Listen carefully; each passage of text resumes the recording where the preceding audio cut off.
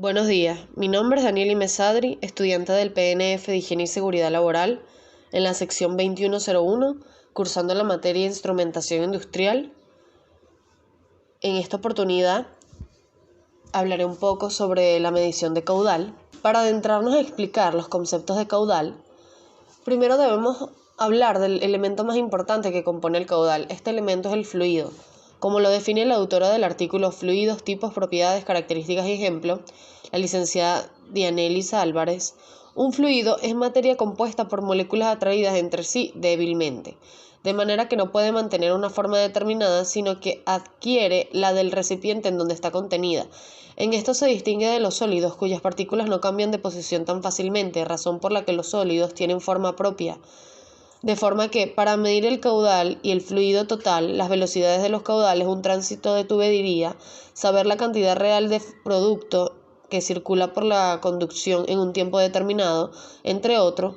A continuación se vislumbrarán los tipos de caudales y fluidos, unidades, instrumentos de medición y sus aplicaciones en la industria. Esta misma autora también define los distintos tipos o clasificaciones que pueden tener los fluidos dependiendo de sus características.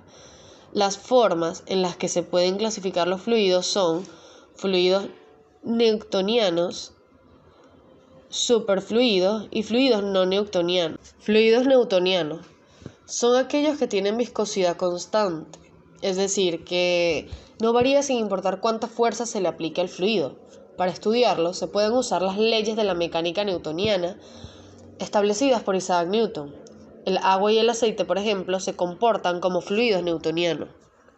El siguiente son superfluidos, también llamados fluidos perfectos, ya que se caracteriza por carecer totalmente de viscosidad, es decir, que pueden fluir ante la menor fuerza aplicada sin ofrecer resistencia, o sea, sin fricción.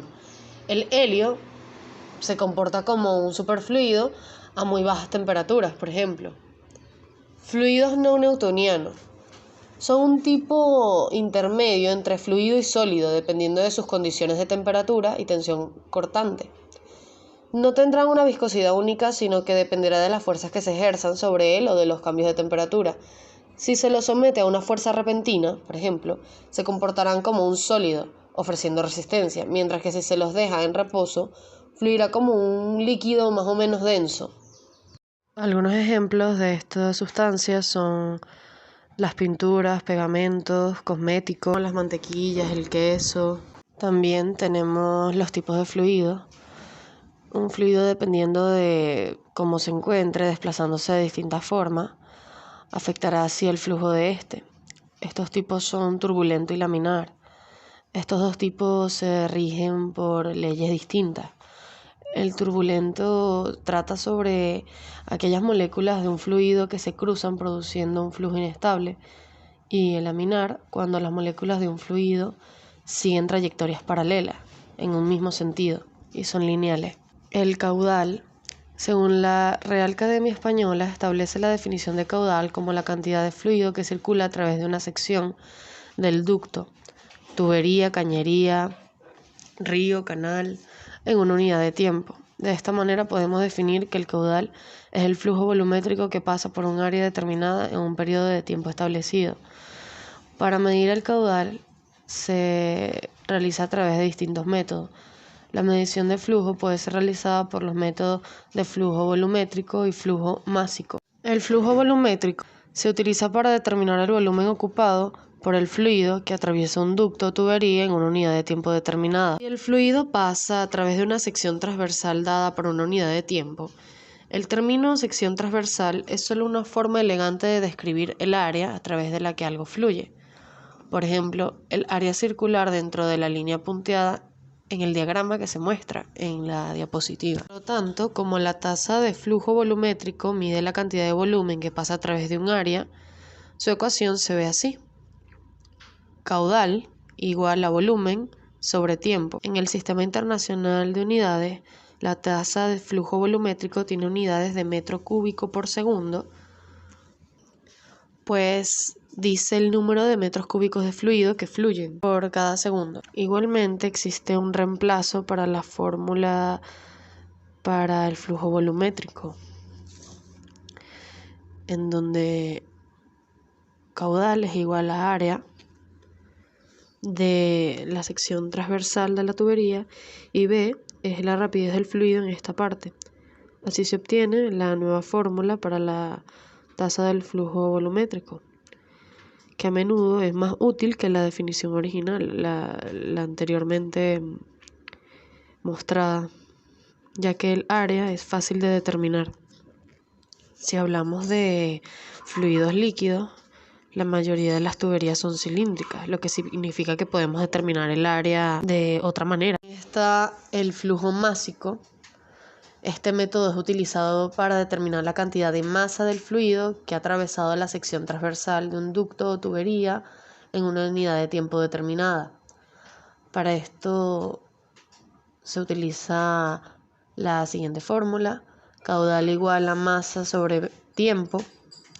Los medidores de flujo másico funcionan con líquidos y gases. Se utilizan ampliamente para medición de gas en procesos de semiconductores, monitoreo del aire e instalaciones de energía. El flujo másico a menudo se expresa como una tasa de flujo volumétrico estandarizado o normalizado, que es la cantidad de espacio que esas moléculas ocupan si se midieran en condiciones de temperatura y presión estándar. El flujo másico mide el número de moléculas en un gas que fluye, mientras que el flujo volumétrico mide el espacio que ocupan estas moléculas. El flujo másico se puede medir indirectamente por la presión diferencial o directamente con un medidor, usando la capacidad de calor específica o el efecto que tenga térmico. Pero, por ejemplo, la masa de un gas no varía con los cambios de temperatura y presión, el peso sigue siendo el mismo. El caudal másico permite medir equipos en diferentes diámetros de tubería con diferentes rangos de caudal, presión o temperatura. En las unidades de medición también se representa como libra por segundo. Se hablaría de caudal másico, densidad, velocidad y área de flujo. La relación entre el flujo másico y flujo volumétrico es la siguiente: la tasa del flujo másico igual a la densidad por tasa de flujo volumétrico. De caudal. Cuando hablamos de caudales podemos hablar tanto de caudales artificiales como aquellos formados naturalmente. Los caudales pueden ser clasificados de la siguiente manera: caudal base, caudal de mantenimiento y caudales probabilísticos. El caudal base se define como el caudal mínimo necesario para el mantenimiento de las características esenciales y la estructura de la comunidad natural, flora y fauna, basado en criterios estrictamente hidrológicos propios de cada ambiente fluvial considerado. El caudal de mantenimiento se define según la morfología del río, puesto que el caudal de mantenimiento no es suficiente para mantener la identidad del cauce ordinario del río ni para la necesaria generación periódica del sustrato. Resulta muy difícil definir las del cauce principal de un río y por lo tanto el caudal generador de una medida de caudal que queda algo difusa o resulta difícil de definir. Los caudales probabilísticos son aquellos que por su temporalidad y cantidad desbordan el río.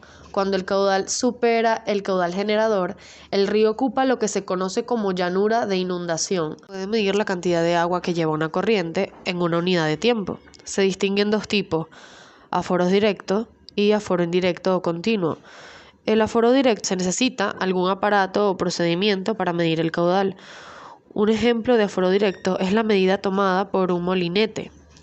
Aforos indirectos o continuos se mide el nivel del agua en el cauce a raíz del nivel del agua y se estima el caudal. Se utiliza para medir el caudal diariamente o en diversos puntos de una cuenca.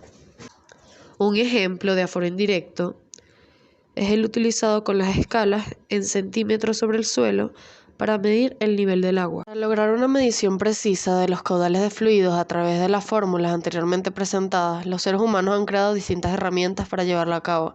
Estas herramientas son denominadas caudalímetros o medidores de caudal.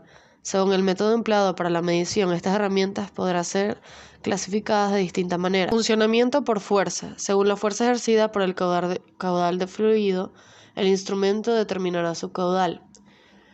En este está el medidor de placa de impacto, el cual permite la medición de caudal de fluido que contenga partículas de material sólido. La otra clasificación es según el funcionamiento de tensión reducida. Allí está el medidor magnético. El funcionamiento de este medidor es realizado a través de dos componentes, el sensor y un transmisor.